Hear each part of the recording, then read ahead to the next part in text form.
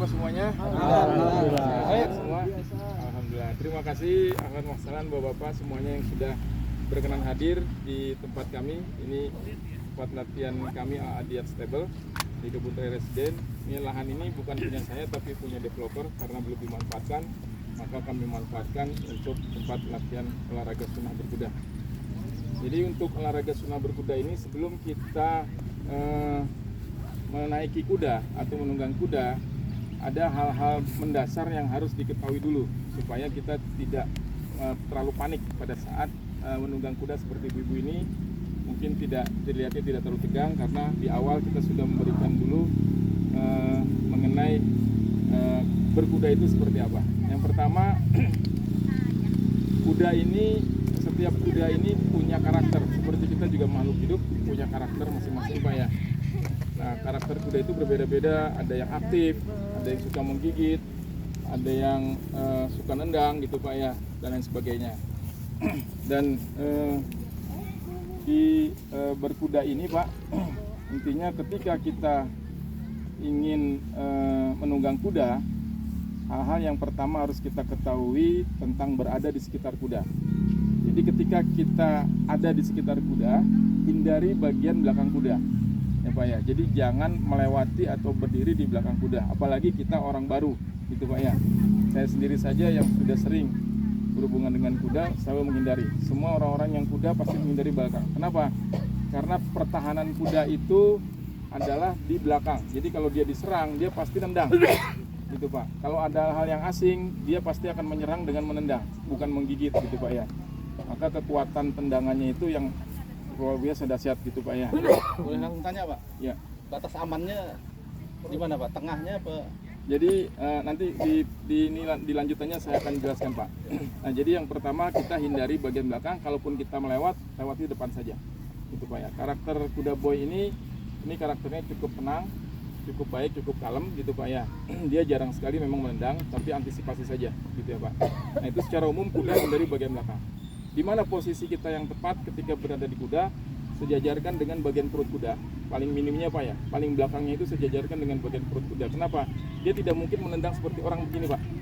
Dia nendangnya ke belakang atau ke samping begini saja.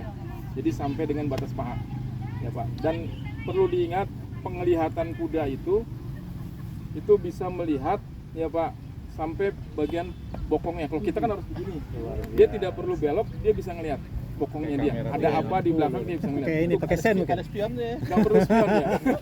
Jadi matanya itu bisa melihat apa yang tidak bisa dilihat bagian tubuhnya dia, pangkal ekor. Nah, pangkal ekornya dia tidak bisa ngelihat Pak. Makanya ketika kuda dipegang pangkal ekornya, dia tidak akan nendang, tidak akan nyepak gitu Pak ya. Karena itu salah satu penakluknya dia di situ. Gitu Pak ya. Pegang, ditarik gitu Pak ya. Nah, jadi kalaupun kita merasa aman, oh di bagian paha aman, dia masih ngelihat itu Pak. Masih terlihat gitu Pak ya, nggak usah belok, badannya dia tahu gitu Pak ya. Nah, terus yang kedua, kalau kita sudah di posisi aman, kita wajib berkenalan dengan kuda Pak. Gitu ya. Kenapa? Karena kuda sebelum kita berkenalan dia sudah kenal dengan kita. Kenalnya dari mana? Yang pertama kenal dari aroma tubuh Pak. Jadi Masya Allah, ini kuda luar biasa Allah ciptakan, keistimewanya banyak sekali Pak, gitu ya. Jadi kuda ini salah satu keistimewaan yang luar biasa. Mungkin kalau dia menjadi santri tahfiz Pak ya, maka dia menjadi santri tahfiz yang paling top dan mungkin Pak. Kenapa? Daya ingatnya itu seumur hidup. Sekali dia mengingat tidak akan pernah dilupa. Nah, makanya kalau dia bisa menghafal Quran, maka dialah yang paling mungkin itu Pak. Nah, jadi saya bilang kenapa kuda sudah mengenal kita. Sebelum kita mengenalkan diri, dari aroma tubuh kita itu satu persatu dia bisa tahu ini si fulan, ini si fulan, ini si fulan. Aromanya berbeda-beda dan itu dia ingat Pak. Nah, tinggal sekarang dia pengen tahu ini aroma siapa gitu kan Pak ya. Ini aroma siapa gitu. Nah, maka dari itu kita juga wajib memperkenalkan diri.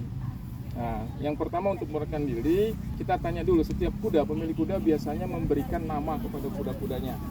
Nama. Nah, untuk kuda saya ini, saya ada 3 ekor kuda. Ini kuda pertama saya. Ini jenis kudanya kuda pacu namanya Pak, KPI, kuda pacu Indonesia. Kuda pacu ini silangan antara kuda impor dengan kuda lokal. Kalau kuda-kuda lokal di kita namanya kuda sandal. Itu biasanya kebanyakan peranakan dari kuda-kuda Bima, kuda-kuda Lombok gitu ya, kuda-kuda dari sana. Kalau kuda-kuda impor itu namanya di sini dibilang kuda G, Pak.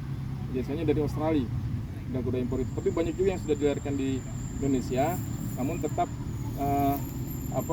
dibilangnya kuda G dan dibilangnya tetap kuda impor. Kuda KP ini kuda apa? Silangan antara kuda lokal dengan kuda G tadi. Maka posturnya lebih besar ketimbang kuda lokal yang asli. Kalau kuda lokal yang asli paling top tingginya 139 cm. Dari mana ukuran tingginya? Bukan dari kepala ke kaki, Pak, tapi dari punuknya. Kuda kan ada punuknya tuh, Pak, di sini ya. Dari kaki depan ke punuknya diukurnya. Itu berapa senti.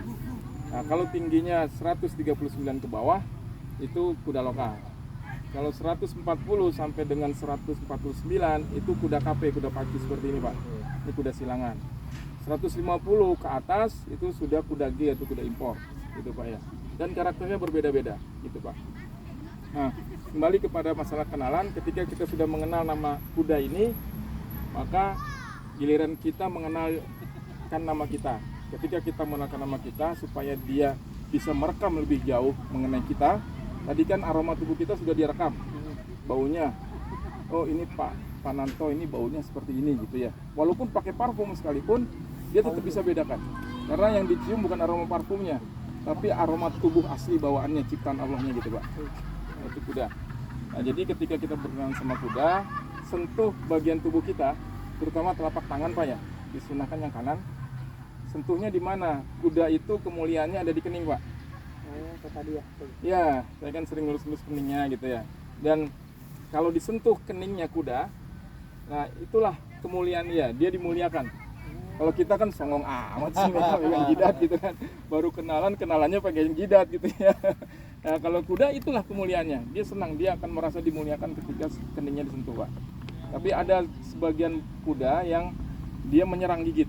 Nah, itu juga hati-hati kalau dia tanya sama pemiliknya atau pelatihnya, kuda ini suka menggigit nggak? Kalau dia suka menggigit, hindari bagian kening, pegang di leher. Jadi sentuhnya antara dua, di keningnya atau di lehernya. Kalau kita masih takut dari depan, sentuh lehernya. Ketika kita menempelkan tubuh kita, Pak, di tubuhnya kuda, ini keistimewaan lagi dari kuda yang lain adalah kuda akan merekam semua kondisi tubuh kita, Pak.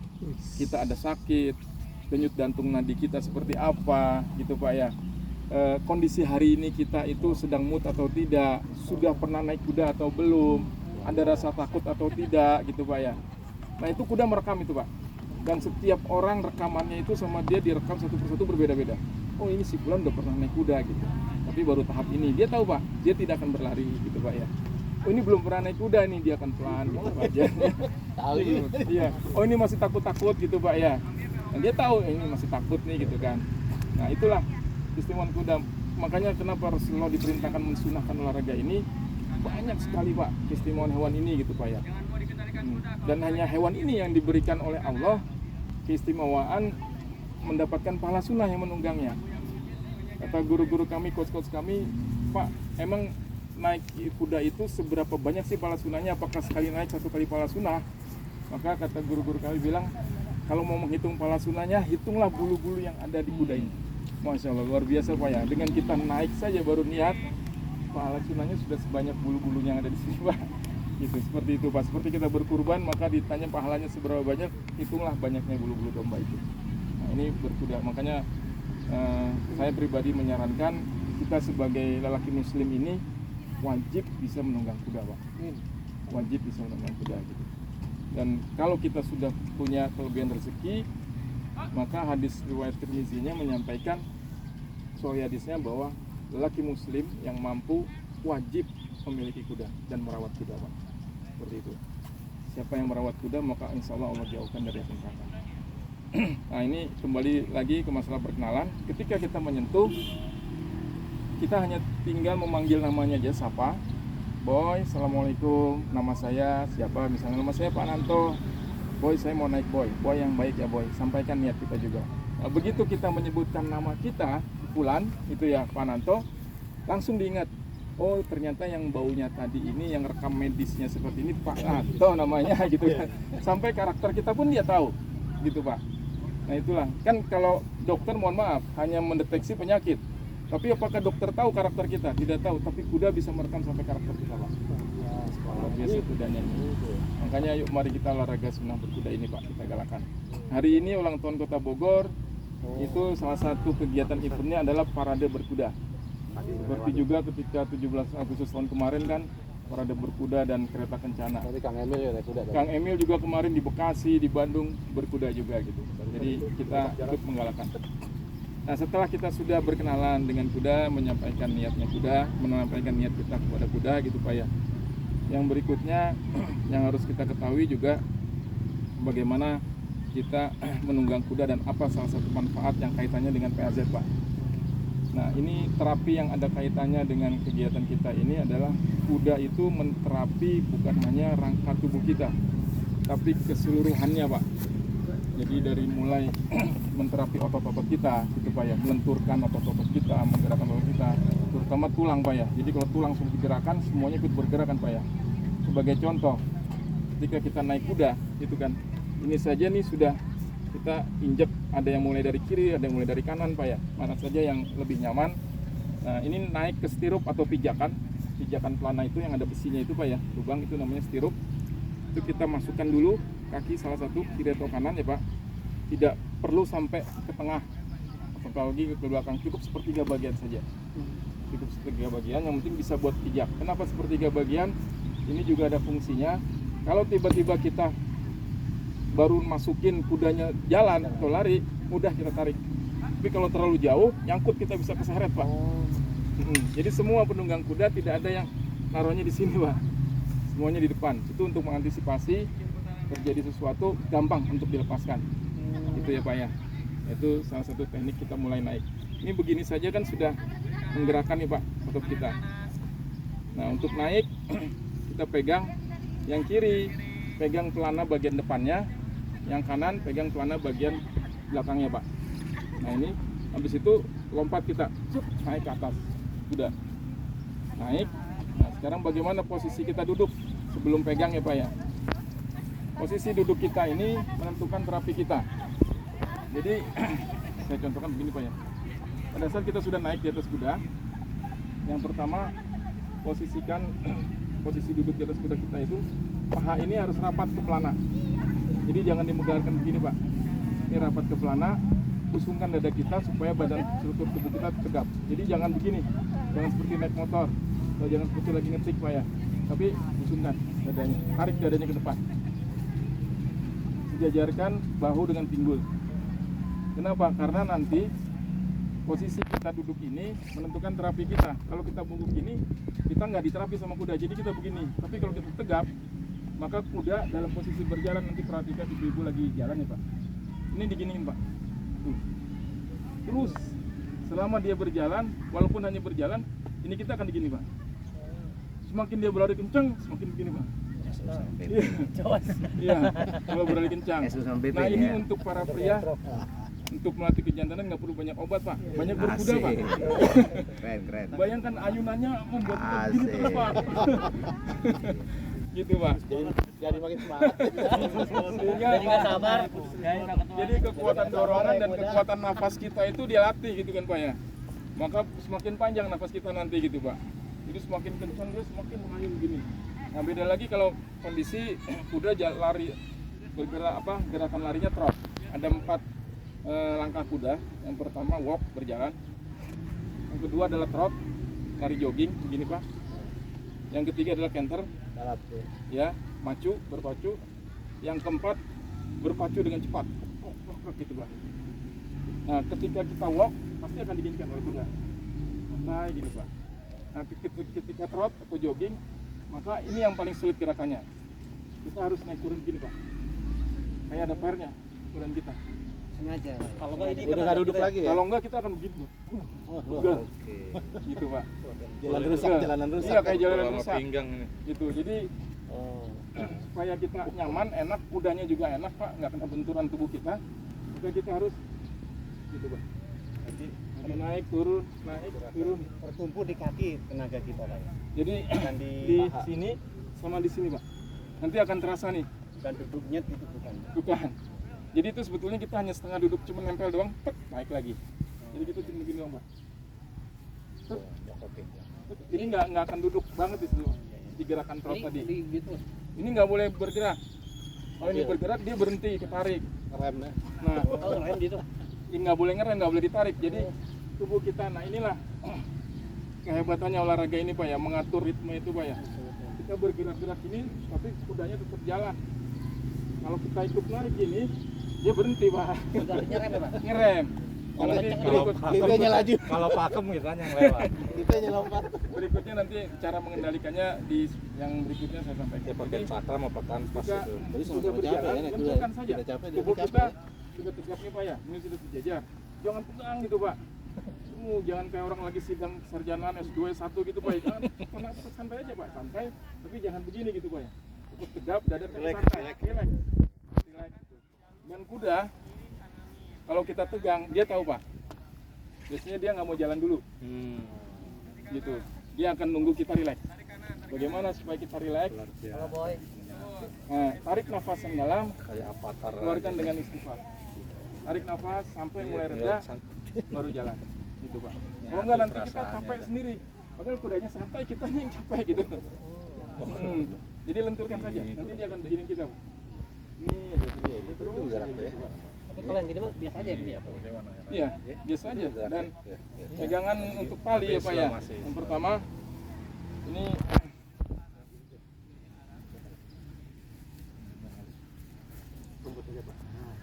misalnya tali kuda ya Pak ya, ini ke depannya. Jempol di bawah, ngadep ke tubuh kita ya Pak. 3 jari di atas, kelingking di bawah lagi. Begini posisinya. Nih. Oh, 3 jari itu gitu ya? Ya, 3 jari di atas, Oh, silang gitu ya. jempol di bawah, Oh, kelingking di bawah. Begini. Kenapa, Pak? Kalau begini ya Pak ya, ini kita nih kaku, keras. Kalau ini begini ya, ini buat belok-beloknya lebih lentur. Tapi kalau begini tuh agak kaku Pak di sininya. Tapi kalau ini begini kita agak lebih lentur. Dan yang kedua, kenapa harus jempolnya menghadap ke sini? Kalau ini begini, ini buat narik kekuatannya kurang. Kita coba menarik dengan begini, semua menarik dengan begini. Pasti lebih kuat begini. Kayak pegang siwak Pak ya. Iya, iya, betul. Oke. Jadi ada kekuatan. Karena narik kuda itu sampai ke belakang, jangan mentok sampai ke perut atau ke dada. Jadi pegangnya, ini posisinya ada di samping sini di atas paha. Nah, nariknya itu kalau ngerem ditarik dua-duanya ke belakang. Kalau belok kiri tarik yang kiri. Tapi badan kita jangan ikut begini Pak, hanya tangannya saja. Badan tetap tenang, tegap ke depan, ininya saja. Kecuali kuda sampai belok banget, maka kita ikutin gerakannya untuk meluncurkan badan kita ke sini Pak.